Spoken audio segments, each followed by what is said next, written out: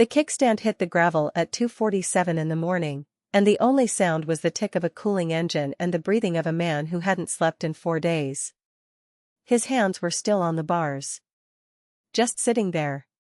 Not moving to dismount, not reaching for the key.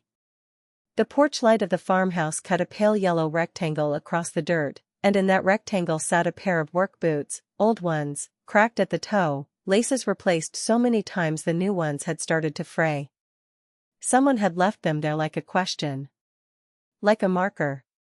Like a man who expected to come back and hadn't. The bike under him was a 1971 Harley-Davidson FX Super Glide. Candy apple red, the original paint, with one long scratch along the left tank that someone had tried to fill with a fingernail's worth of touch-up and then given up on. It was not his bike. And the man on it, his name was Cody Reeves, 39 years old, from Bozeman, Montana, had ridden it 1,247 miles through 3 states, through 2 rainstorms and one stretch of Wyoming highway where the wind off the high desert had nearly pushed him into the guardrail at 60 miles an hour, to bring it back to those boots and that porch light and whatever waited behind the farmhouse door.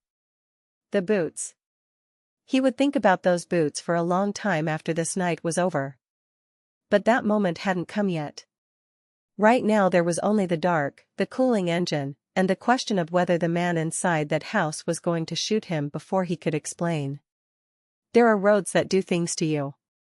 Roads that work on you the way a river works on stone, slowly, without asking, wearing away the parts you thought were permanent. U.S. Route 20, the longest highway in America, cuts west from Boston all the way to Newport, Oregon, and somewhere in its western middle stretch, out past Cody, Wyoming, out where the basin opens up and the sky goes flat and enormous, it stops feeling like a road and starts feeling like a sentence. Like something the land is saying that you don't quite have the vocabulary to understand. Cody Reeves had ridden part of that road 4 days ago. He'd also ridden US 191 south out of Montana and cut east on US 20 through Wyoming before dropping south on 287 into Colorado, then angled back north again toward the Nebraska Panhandle before curving through South Dakota, trying to work out a route that made geographical sense when there was no route that made any sense at all. He'd ridden through the Black Hills in the dark, past the pine trees that smelled like cold sap in memory, and he'd talked to the bike the way a man talks to something he knows he has to give back. He'd said, "I'm sorry I took you." He'd said, "You deserved better than me." And then, somewhere on a long straight run through the Nebraska sandhills, he'd understood that he wasn't talking to the bike anymore. But that is the middle of the story, and to understand why a man rides a stolen motorcycle 1,247 miles just to hand it back, you have to go to the beginning. You have to go to the bar in Billings, Montana, on a Tuesday night in October of 1987, when Cody Reeves walked in carrying the particular kind of exhaustion that comes from 3 years of not being believed. He'd been out of Deer Lodge, the Montana State Prison, for 6 weeks. Released on the early side of a 3-year sentence for aggravated assault and theft. The assault he had technically committed, in the specific legal sense that his fist had connected with a man's jaw. The theft he had not. But the jury in Cascade County had looked at Cody Reeves, at his leather jacket, at his road-burned face, at the Harley parked outside the courthouse, at the patch on his chest that read Gravel Riders MC, Billings Charter, and they had decided that a man who looked like that was guilty of the kind of thing men like that did. 3 years. Deer Lodge. 47 degrees in winter, the smell of concrete and institutional bleach, and a bunk that was the width of his own self-doubt. He had lost the jacket in prison. Someone had taken it the second week, and the guards had shrugged. He had lost the patch. He had lost his apartment, his tools, his job at the transmission shop on 27th Street where Roy Halverson had given him work without asking too many questions. And he had lost, or believed he had lost, any standing he had ever had with the men who had been his family before the arrest. The Gravel Riders were not a criminal organization. They were mechanics and veterans and 2 schoolteachers and a man named Pete Dolores who trained rescue dogs and smelled permanently of wet retriever. They rode every weekend they could, they ran a toy drive every December, and they had, or had had, a rule that went back to the chapter's founding in 1974, you ride for your brother before you ride for yourself. Cody had believed in that rule. And then he had watched his brothers, one by one, stop picking up the phone. In the bar in Billings on that Tuesday in October, he sat at the end of the counter and ordered a beer and put both hands around the glass and looked at the label without reading it. The bartender, a woman named Gloria with a silver braid and a look that had seen most things, filled his glass and didn't make conversation, which was the right instinct. The bar was half empty. A pool table in the back, the light swinging slightly from a vent. Two men in the corner talking low. And then the door opened, and a man named Earl Briggs walked in. Earl was 61 years old that October. Vietnam, 2 tours, the kind of quiet that certain men bring back from certain places and carry forever after. He'd been writing since 1968. He was the founding president of the Billings Charter. He had a face that looked like the Beartooth Highway, weathered and rugged and unexpectedly beautiful if you looked at it long enough. He had, 3 years ago, testified at Cody's sentencing that he believed the theft charge was wrong. The judge had thanked him politely and ignored him. Earl sat down 2 stools from Cody and ordered coffee and didn't say anything for a while. Then, heard you got out. Cody looked at the side of his beer glass. Word travels. Among some. Another silence. The coffee came. Earl wrapped both hands around the mug the same way Cody had wrapped his around the beer, and for a moment they were just 2 men warming their hands on something hot in the late October chill. You got anywhere to be? Earl said it as a statement, not a question. Hotel on Montana Avenue. Week to week. Earl nodded slowly. Bike? Impounded. Then auctioned. I had 62 days to appeal and I didn't know I had 62 days. Earl looked at him then, for the first time since sitting down. His eyes were gray, the color of road ice. Not cold. Just clear. Come to the shop tomorrow morning. I got work for you if you want it. Cody's jaw tightened. His throat moved. I don't need charity, Earl. Roy Halverson retired in June.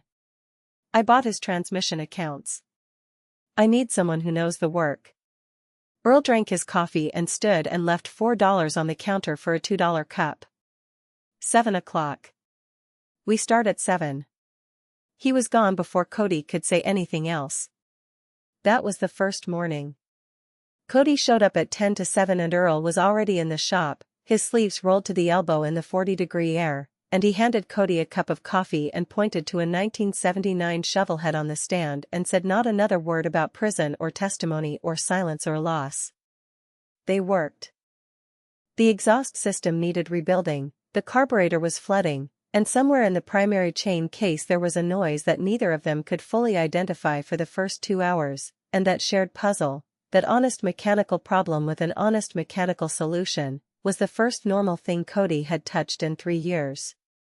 The shop was on an alley off North 27th, 1 block from where the transmission shop had been.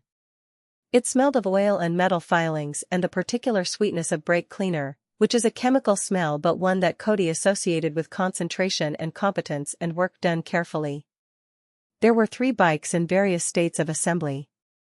The walls were hung with tools and outlined holders, each tool's shadow painted on the pegboard so you always knew what was missing. Earl had built those outlines himself, Cody learned later. Had spent an entire Saturday with a can of spray paint and a level, making the invisible visible. Over the next 6 weeks, Cody learned the shop the way you learn a language, first the nouns, then the verbs, then finally the grammar underneath the grammar.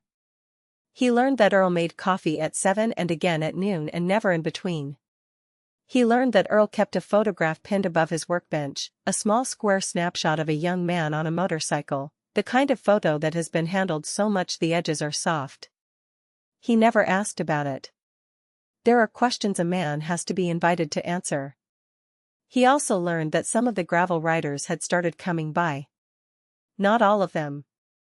Pete Dolores came by first, without his dogs, and stood outside the shop door for a minute before coming in and shaking Cody's hand without making it theatrical. Then Marcus Webb, who was an automotive teacher at Billings Senior High and had patches on his jacket for every state he'd ridden. Then a few others, each arriving separately, each finding something to do with their hands while whatever needed to be said worked its way to the surface and was said or wasn't said at all. But not Danny Breck. Danny Breck was 28 years old and had been a prospect with the gravel riders for 2 years before Cody's arrest. He was from Roundup, Montana, a coal and cattle town northeast of Billings, and he had come down when the mine work dried up and attached himself to the club with the particular fervor of a man who has found the thing that fills the specific shape of the empty space inside him. He could ride, genuinely, beautifully, and he knew engines, and he had a laugh that cracked the room open. Cody had liked him from the start. Had vouched for him when the older members had their doubts. Danny had been the one who testified that the stolen bike had been in Cody's possession. That testimony had been technically accurate. The bike, Earl's second bike, a 1971 FX Super Glide in candy apple red that he kept for long-distance runs, had been borrowed by Cody the night of the incident. Borrowed, not taken. Earl had given him the key. But Earl had been in the hospital that night, a cardiac event, minor, but frightening, and had not been coherent enough to confirm the loan to anyone's satisfaction except his own, and Danny Breck had stood in the courtroom and said what he saw, Cody Reeves with the keys to Earl Briggs's motorcycle on the night of a reported theft. What Danny had not said, what Cody had not known until 5 months into his sentence, when a letter arrived in his prison cell from Marcus Webb, written in Marcus's careful schoolteacher hand, was that Danny had himself been accused of something that night. A separate matter, a cash drawer at a bar, nothing ever proven. And that the detective working Cody's case had spoken with Danny twice before the testimony. Marcus hadn't been able to prove a thing. He had just written it down, because he thought Cody deserved to have it written down. Cody had read that letter 11 times. He had worn the paper soft at the fold lines.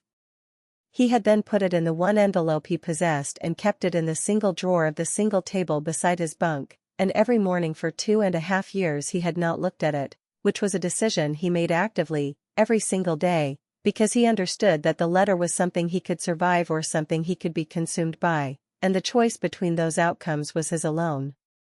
He had never told Earl about the letter. And now, 6 weeks back in Billings, working in Earl's shop and sleeping in the hotel room on Montana Avenue with the window that didn't quite seal and the radiator that knocked, he found that not telling Earl had become its own kind of weight. The Super Glide was in the back corner of the shop. Earl ran it every 2 weeks, let it warm up, checked the fluids, kept it alive. Cody had looked at it every day and felt the old familiar wrongness of the accusation, the way a bruise you've stopped pressing still knows when your sleeve brushes it. Then one morning, a Thursday, early November, the sky the particular white of snow that hasn't decided yet, Earl wasn't in when Cody arrived. The note on the workbench said, "Back by noon. Carburetor on the bench is yours to do." There was coffee in the pot. Cody did the carburetor. He drank 2 cups of coffee. At 10 o'clock he went to the corner of the shop and stood in front of the Super Glide and looked at the candy apple red tank and the scratch along the left side, the one someone had tried to touch up and hadn't quite managed. And then he did something he has never been able to fully explain, not even to himself, not even now. He took the key from the hook where Earl kept it, on the pegboard with the other keys, its outline there in paint just like all the tools, its shadow waiting. He walked the bike out through the back of the shop, the alley gravel crunching under the tires. He threw his leg over the saddle. He started the engine. The Super Glide caught on the first kick, the way a well-maintained Harley does, a sound like a conversation that has been waiting a long time to continue. He sat for 1 breath, 2 breaths, 3. Then he pulled out of the alley onto North 27th and turned south and then west, and by the time he reached I-90 he was going 60 miles an hour and the white sky had begun dropping its first thin flakes. He wasn't running. He told himself that. He told himself that for the first 200 miles, through Butte and Missoula, and then down through the Bitterroot Valley where the cottonwoods were bare and the river ran low and green between the banks. He told himself he had a reason. He was going to find Danny Breck. He was going to find Danny and stand in front of him with Earl's bike between them and make Danny look at what he had done. That was the plan at mile 200. By mile 400, somewhere south of Salmon, Idaho, on US 93 where the road follows the Salmon River through a canyon so narrow the walls feel like they're listening, the plan had changed its shape. The river was loud. The canyon smelled of pine resin and cold stone and the particular metallic edge of fast-moving water. The Super Glide ran smooth under him, its old engine warm and steady, and in the canyon's enforced quiet, you couldn't hear yourself think above the water and the wind, only feel. Cody found that the anger he had carried from Billings had not grown but had begun instead to shift. To ask different questions. Why had he taken the bike?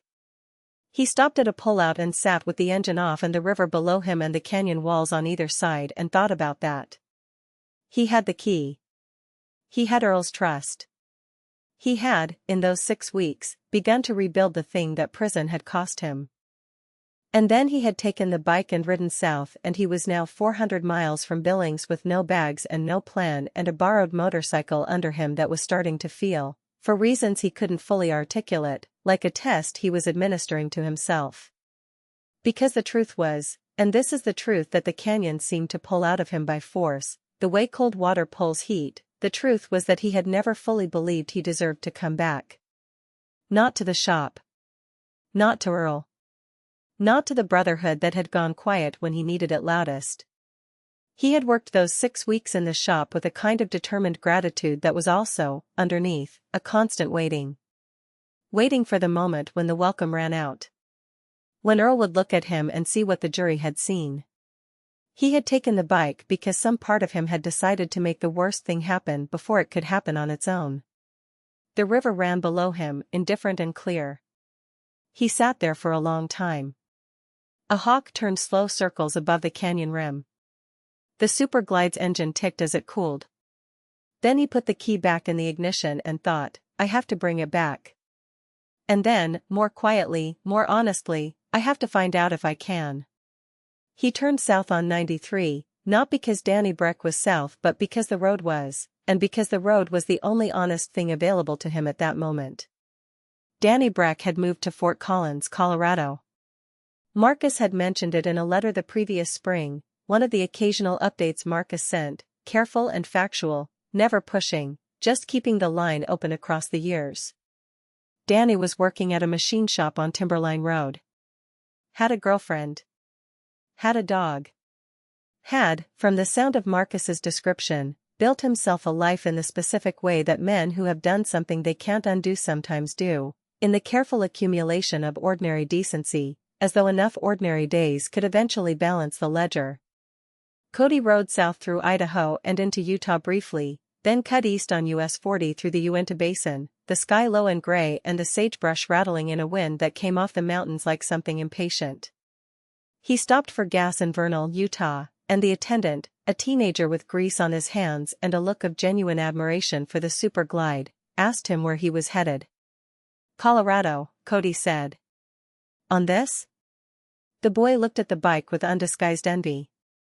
What is that, a 71? Yeah. Man.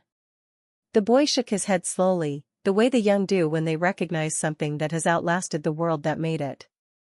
Cody paid for the gas and sat in the parking lot and ate a candy bar he didn't taste and looked at the stretch of US 40 heading east and thought about what he was going to say to Danny Breck.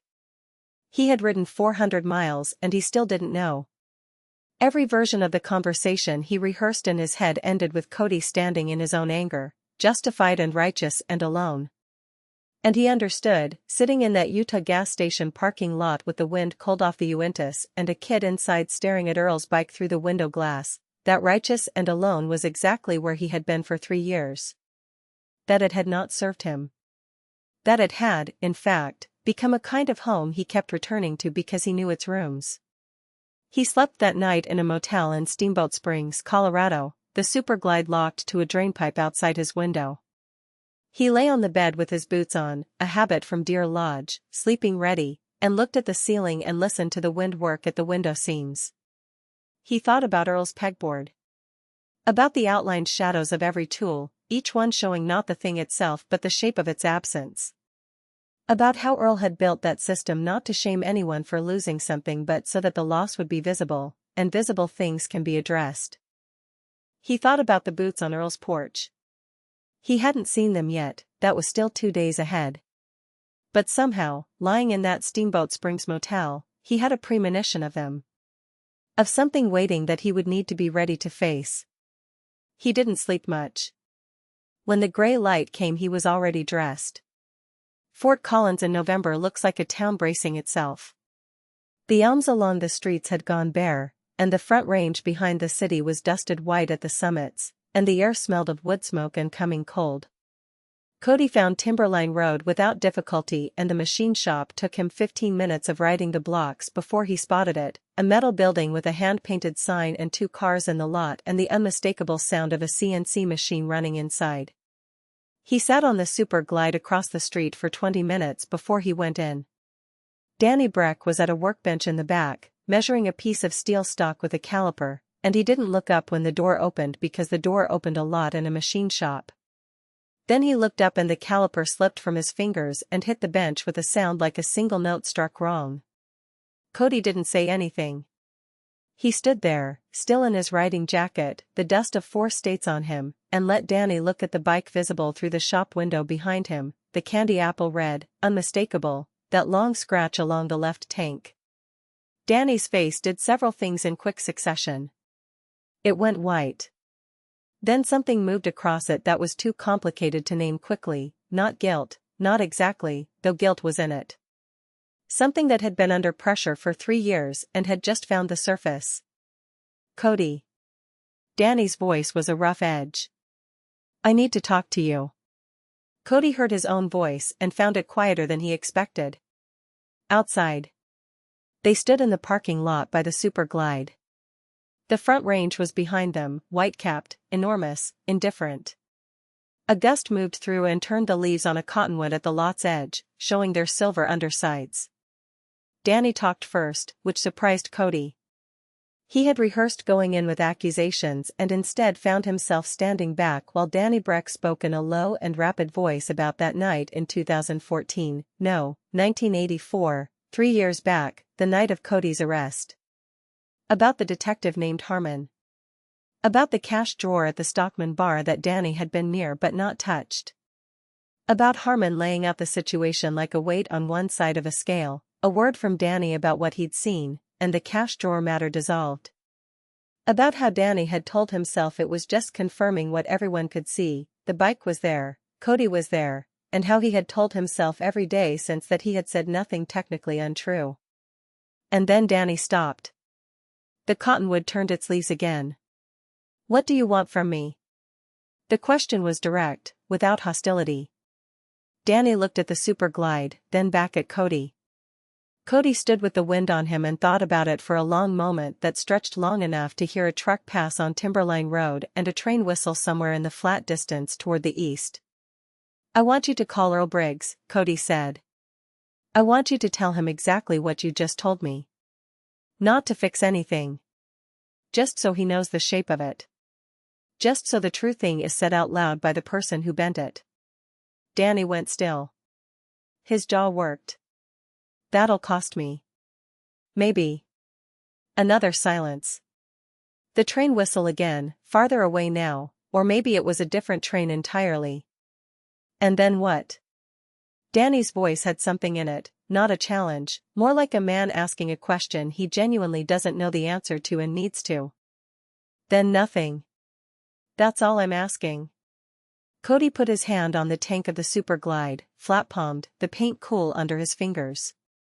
I'm riding this back to Earl. It's his. I took it without asking and I'm bringing it back. He paused. That's what I can do.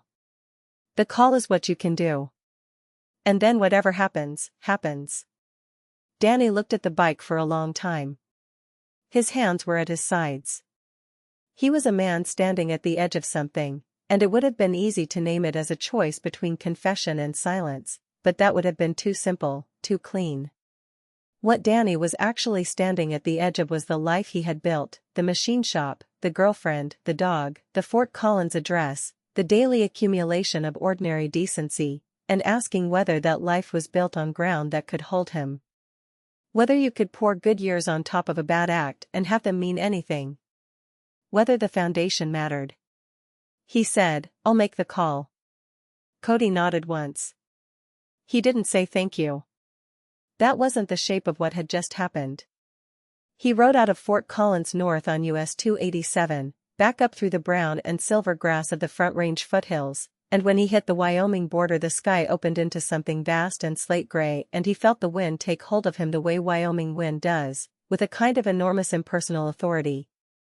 The Super Glide sat wide and low and pulled at the crosswind but held steady if you held steady, and there was a lesson in that which Cody let himself feel without naming.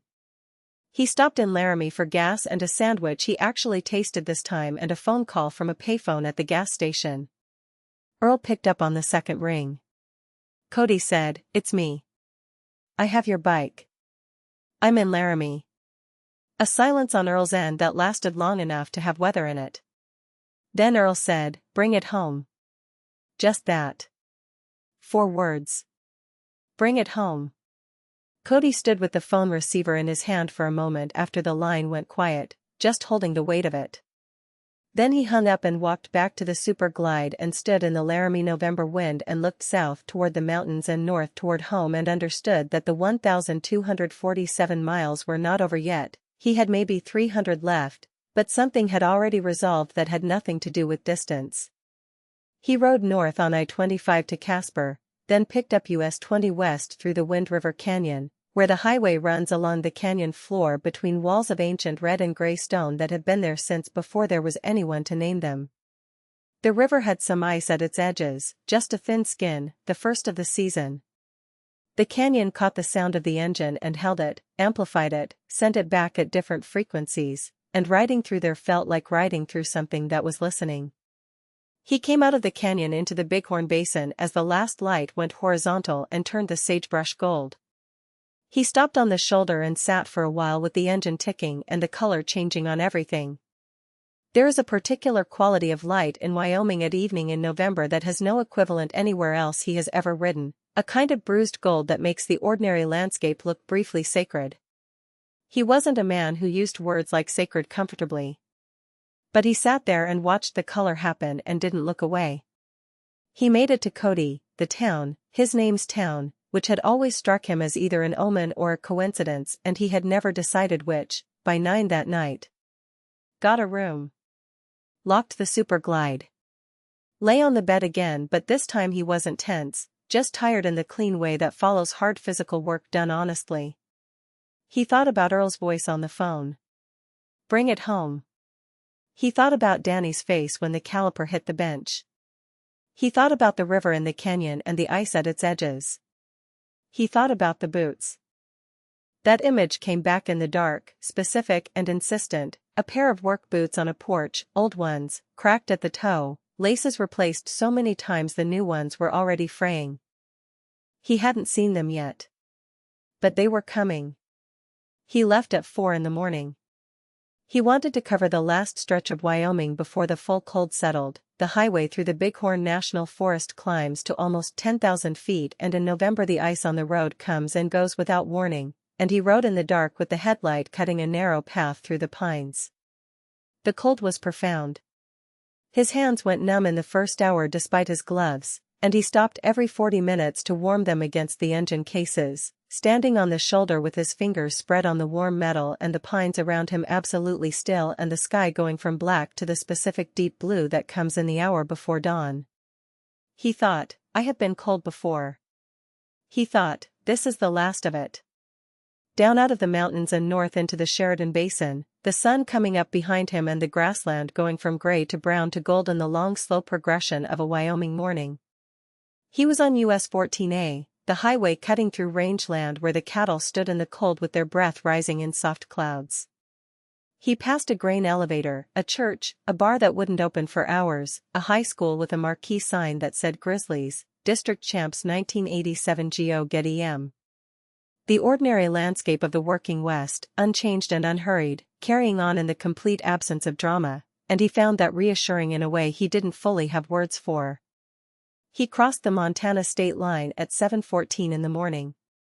The change was subtle and not subtle, the same rangeland, the same cold, the same color of autumn grass, but something in the air, the smell of it, maybe, or simply the weight of familiarity, made his chest tighten in a way that had nothing to do with cold.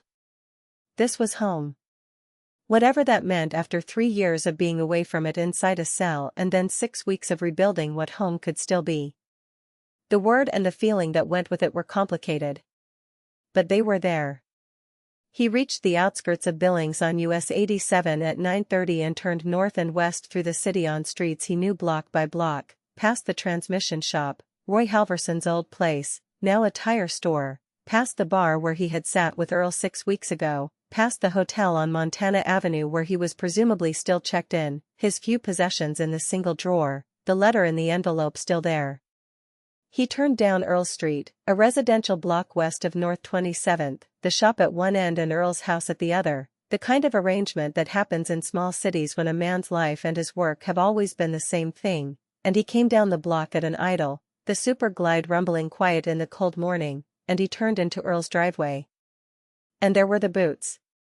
On the porch, exactly as he had somehow known they would be. Old work boots, cracked at the toe, the replacement laces already fraying. Earl's boots, the ones he wore in the shop, that Cody had seen 100 times on the concrete floor under a motorcycle, set just outside the front door as though a man had stepped out of them and left them as evidence of his intention to return. He brought the bike to a stop. Cut the engine. Sat in the sudden silence. The porch light was on. The front door was closed. Nothing moved. He sat there with his hands on the bars and his breath rising in the cold air and looked at the boots for a long time. They were the answer to a question he hadn't known how to ask until this moment.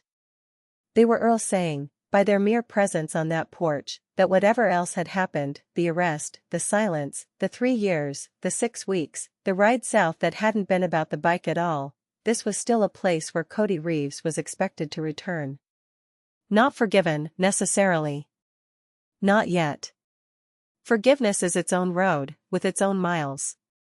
But expected. Held. The shape of his absence kept visible, the way the pegboard kept the shape of every missing tool. He dismounted. His legs were stiff and the cold went all the way to the bones and he stood in Earl's driveway for a moment just getting his feet under him. Then he walked the bike to the side of the house, to the small concrete pad where Earl kept it covered with a canvas tarp, and he parked it and set the kickstand and put the key in the ignition and left it there. He stood with his back to the bike and looked at the house. The front door opened. Earl Briggs came out onto the porch in his shop clothes, dark gray Dickies, a flannel shirt, the sleeves not yet rolled because the morning was cold. He had a cup of coffee in each hand. He looked at Cody and he looked at where the bike was, just the faintest outline visible past the corner of the house, not covered yet, the candy apple red tank catching the morning light. Earl walked down the porch steps and across the dead grass of the yard and handed Cody a cup of coffee and then he stood there, looking at his house, both of them looking at his house, the way two men sometimes need to look at the same thing when the thing they have to say to each other is too large to say directly. "Danny called," Earl said. Cody wrapped both hands around the coffee cup. "When?" "Last night." "Late." Earl drank from his cup. "Told me everything." "Harmon." "The bar." "The agreement." The cold was on them both.